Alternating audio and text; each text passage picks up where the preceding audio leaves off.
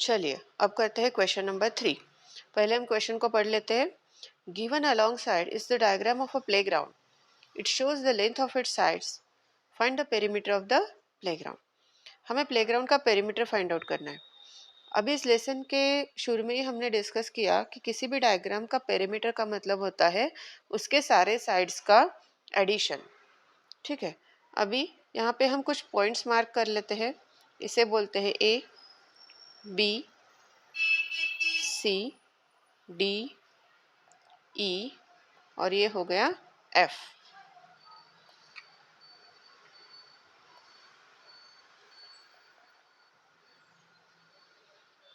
ठीक है, अभी ए बी का डिस्टेंस है 10, तो अगर हम यहाँ पे एक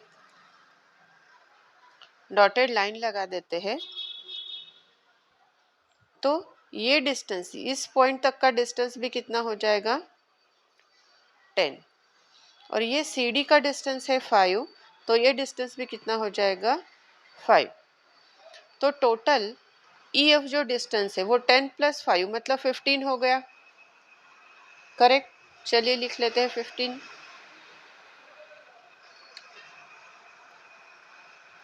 ये हो गया हमारा 15 मीटर। अब देखते हैं कि ए एफ को कैसे निकालना है। अब हम यहाँ से एक डॉटेड लाइन लगा देते हैं।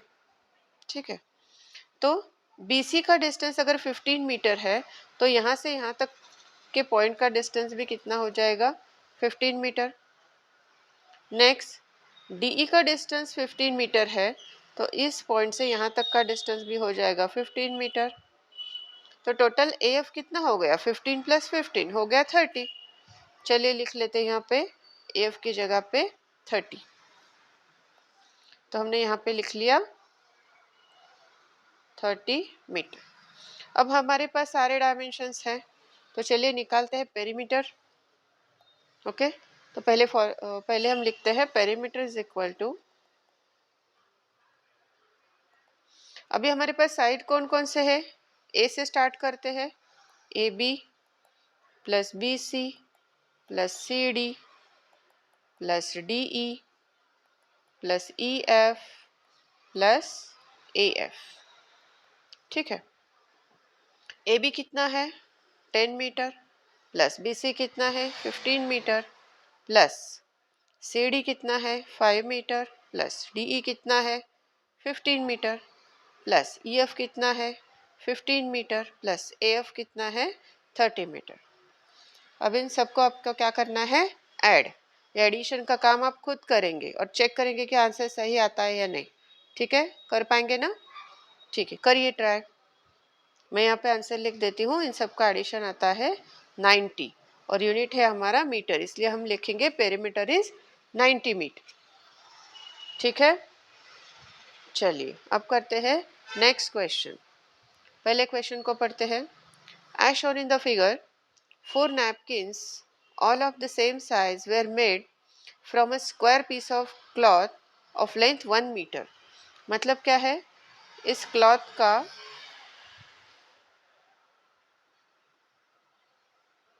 यहाँ से यहाँ तक का साइड का कितना है मेजरमेंट 1 मीटर।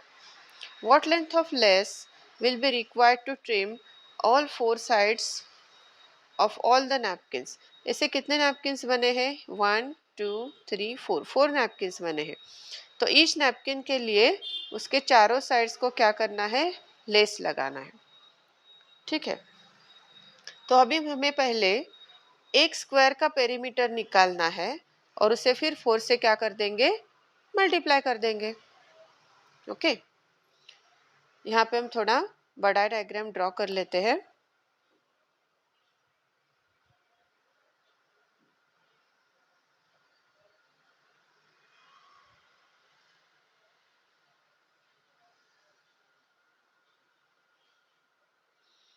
यहाँ पे पूरा साइड है 1 मीटर का, तो अगर हमने 4 नैपकिन्स बना लिए 1 2 3 4, तो हर एक छोटे स्क्वायर का कितना हो जाएगा डिस्टेंस, हाफ मीटर।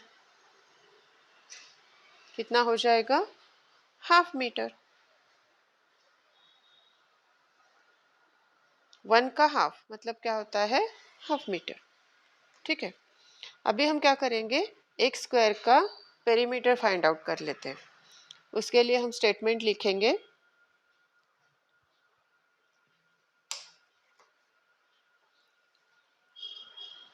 पहले टोटल लेंथ कितना था एक साइड का वो लिखते हैं, side of square shape cloth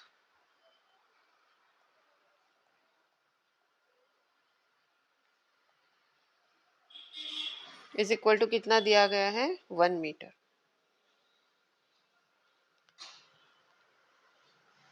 it is divided in 4 small squares.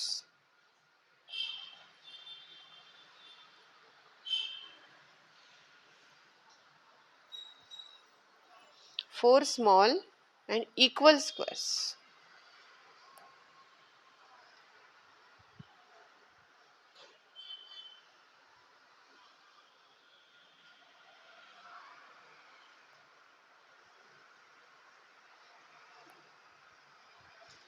Four square shaped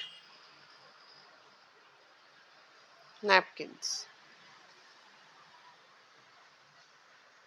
ठीक है, तो side of 1 square shape napkin कितना हो जाएगा, साइड ऑफ 1 स्क्वायर शेप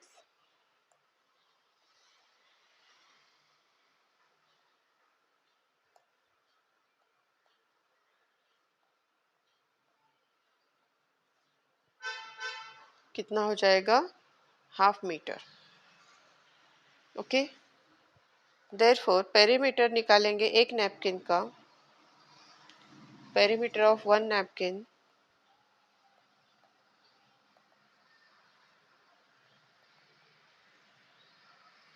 कितना हो जाएगा, 4 into side,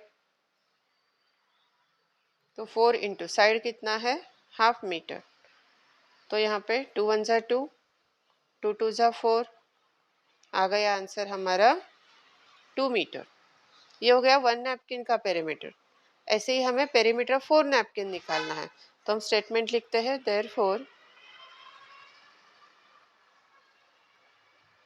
perimeter of 4 napkin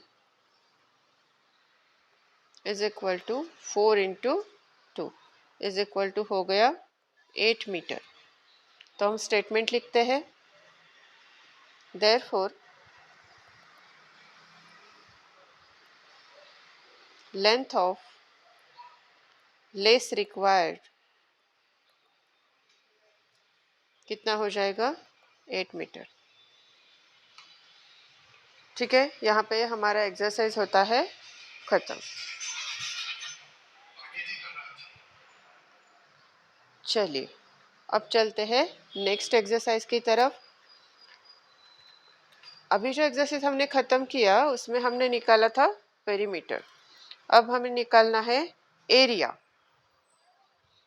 okay,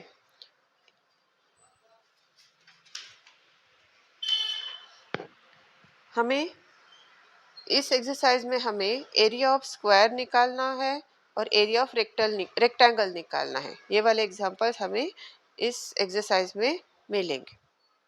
okay, चलिए शुरू करते हैं। अभी एरिया का मतलब क्या होता है, समझ लीजिए कि ये है एक स्क्वायर शेप डायग्राम। तो एरिया का मतलब होता है कि इस पोर्शन का मेजरमेंट निकालना, जो कि मैंने शेडेड पोर्शन किया है। ठीक है, इसे बोलते हैं एरिया। पेरीमीटर क्या था, साइड के डिस्टेंस फाइंड आउट करना, और एरिया का होता है बीच वाला डिस्टेंस फाइंड आउट करना।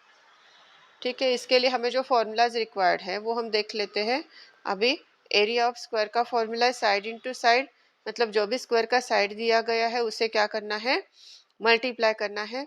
और एरिया ऑफ रेक्टेंगल का फॉर्मूला है लेंथ इंटू ब्रेड, मतलब जो भी लेंथ और ब्रेड का मेजरमेंट दिया होगा उसे सिर्फ क्या करना है, मल्टीप्लाई। इतना आसान है ये।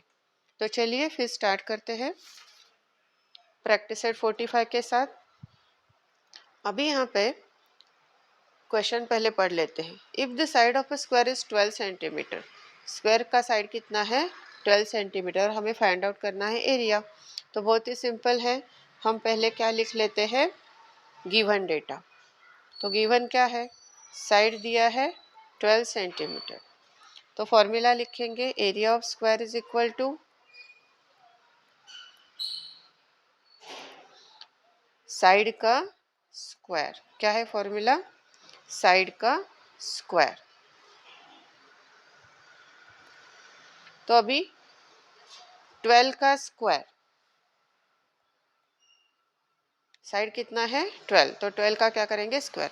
तो किसी भी नंबर का स्क्वायर कैसे करते हैं, जिस नंबर का भी स्क्वायर करना है, फॉर एग्जांपल यहाँ पे 12 का स्क्वायर करना है, तो उस नंबर को उसी नंबर से क्या कर देते हैं, मल्टीप्लाई, तो बन जाता है स्क्वायर। तो चलिए करते हैं, 12 मल्टीप्लाइड बाय 12,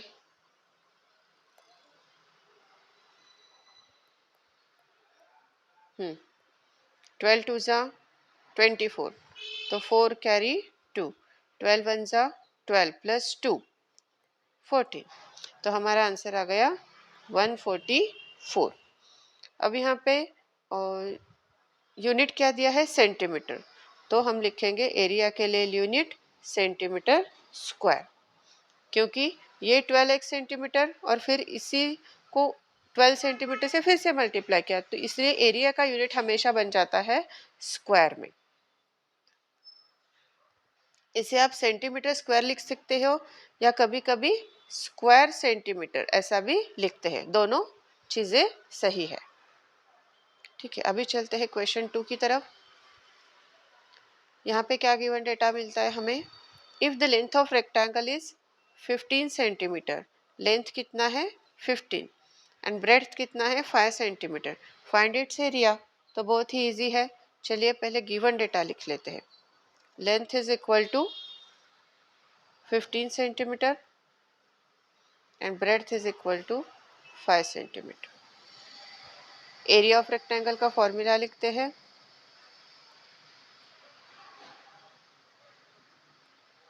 क्या है फॉर्मूला, लेंथ इंटू ब्रेड्थ। तो लेंथ कितना है 15, ब्रेड्थ कितना है 5, तो इसे रफ में करने की कोई ज़रूरत नहीं, 15 5 जा 75, यूनिट है सेंटीमीटर, तो एरिया को लिखेंगे सेंटीमीटर स्क्वायर।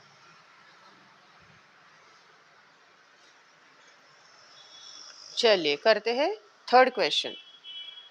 थर्ड क्वेश्चन को पढ़ते हैं पहले, क्या गिवन है यहाँ पे, एरिया ऑफ रेक्टेंगल गिवन है जो कि 102 स्क्वायर सेंटीमीटर दिया गया है और लेंथ कितना दिया है 17 सेंटीमीटर और पेरीमीटर फाइंड आउट करना है।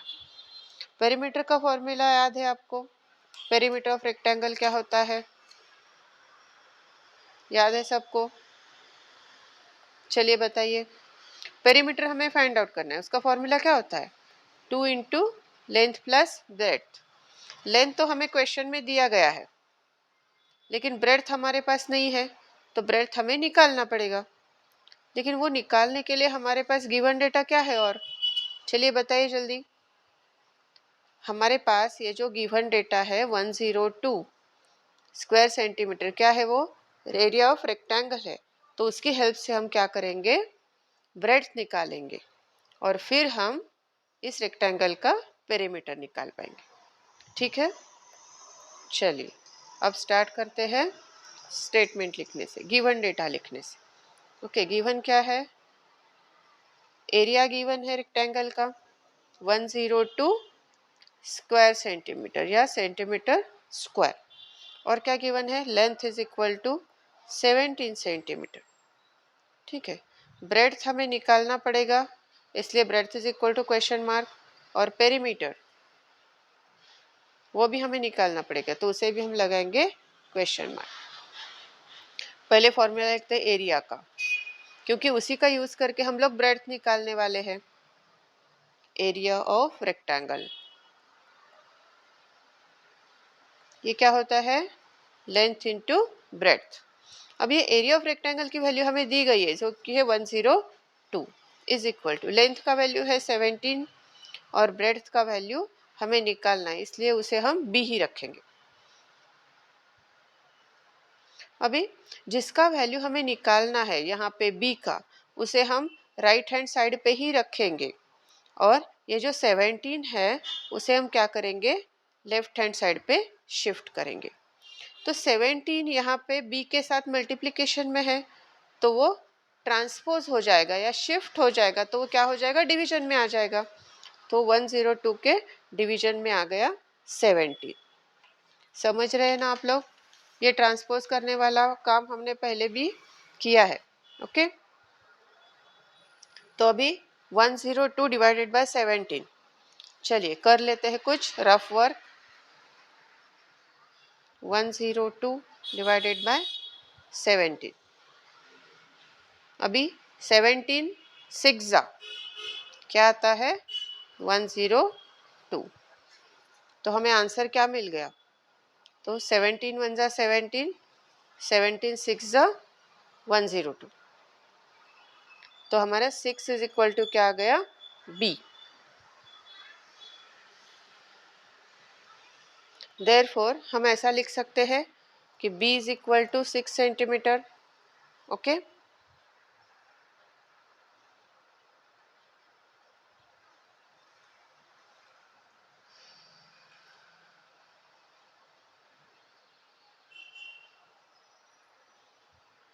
हमें अब क्या निकालने के लिए बोला है, पेरीमीटर ऑफ रेक्टेंगल। तो उसका फॉर्मूला लिख लेते हैं।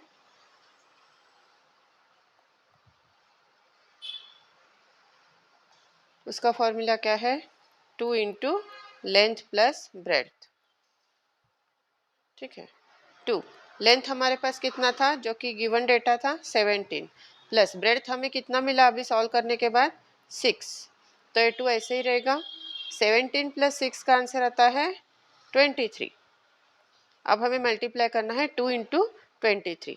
चलिए कर लेते हैं। 23 इंटू 2, 2 3 ज़ा 6, 2 2 ज़ा 4, तो हमारा आंसर आ गया 46 सेंटीमीटर। पेरीमीटर कभी भी स्क्वायर में नहीं होता, उसे सेंटीमीटर में ही मतलब स्क्वायर में नहीं लिखते, सेंटीमीटर मीटर ऐसे ही उसे लिखते हैं। चलिए अब करते हैं इस प्रैक्टिस सेट का लास्ट क्वेश्चन। पहले क्वेश्चन को पढ़ लेते हैं। If the side of a square is tripled, ऐसे वाले क्वेश्चन हमने शुरू में भी किए हैं पेरीमीटर के साथ। Okay, if the side of a square is tripled, मतलब पहले स्क्वायर का साइड अगर ए हो तो यहाँ पे ट्रिपल्ड मतलब क्या किया गया है, 3a। How many times will the area be as compare to the area of original square. ठीक है, तो पहले हम लिखते हैं साइड, ओरिजिनल स्क्वायर का साइड को अज्यूम कर लेते हैं। Let side of original square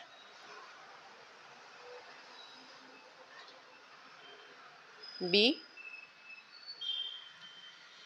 A. Okay, तो इसका एरिया क्या बन जाएगा, एरिया क्या होता है, साइड स्क्वायर। तो उसका एरिया क्या बन जाएगा, ए स्क्वायर। ठीक है, क्योंकि साइड ए है तो एरिया क्या बन जाएगा, ए स्क्वायर। अभी न्यू स्क्वायर में साइड कितना बना है, थ्राइस बना है, ट्रिपल किया है। Okay, side of new square क्या किया है, ट्रिपल किया है, तो ये बना 3a। तो अभी उसका एरिया निकालेंगे। तो area is equal to side square, मतलब 3a का क्या करेंगे, स्क्वायर। तो वो बन जाएगा 3 का स्क्वायर 9 और a का स्क्वायर a स्क्वायर। यहाँ पे अब देखिए, ये जो a स्क्वायर है वो क्या है, एरिया ऑफ ओरिजिनल स्क्वायर है। तो हम ऐसा लिख सकते हैं इसे 9 into area of original square, लिख सकते हैं ना। मतलब अगर किसी भी स्क्वायर का साइड ट्रिपल किया जाता है तो उसका एरिया कितने टाइम से बढ़ता है, 9 टाइम से बढ़ता है। देयरफॉर स्टेटमेंट में लिखिए अभी आप लोग, the area of new square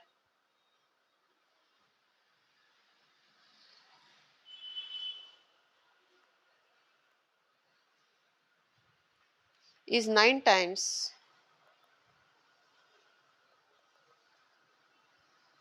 that of original square.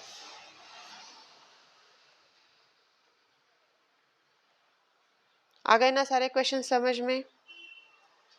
Okay, कुछ भी डाउट रह गया हो तो आप कमेंट सेक्शन में पूछ सकते हो।